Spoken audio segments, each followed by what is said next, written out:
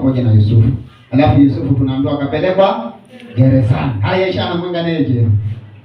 Ama Yusufu alikuwa amefanya makosa? Alikuwa kufanya makosa. Haleluya. Amen. Yusufu alikuwa anaandaliwa ama alikuwa anapelekwa katika hiyo nafasi yake. Haleluya. Sasa kama unataka kupelekwa katika hiyo nafasi yako, lazima utapitishwa na hizo njia. Haleluya. Yusufu akapelekwa pale gerezani. Tunaambiwa pale gerezani pia Bwana akawa pamoja naye. Haleluya.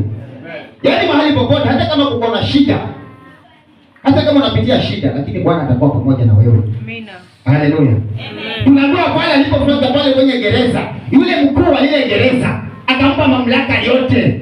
Akampatia Yusufu mamlaka yote. Akamwambia kuanzia sasa, wewe ndio utakuwa ukiangalia hawa wote. Utakuwa ukiwapangia hawa wote. Haleluya. Hayo wala nateseka.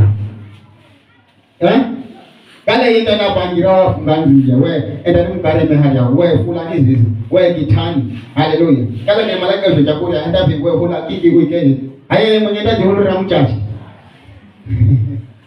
Kwa hiyo mtu wa Mungu, hata kama uko kwenye hiyo shida haitakumaliza. Mungu yuko pamoja na wewe. Haleluya. Sijui mnaelewa hapo. Haleluya. Kwa hiyo usikate tamaa mtu wa Mungu. Jua Mungu yuko pamoja na wewe. Simama na Mungu. Haleluya.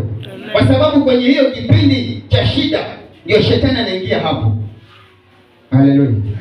Amen.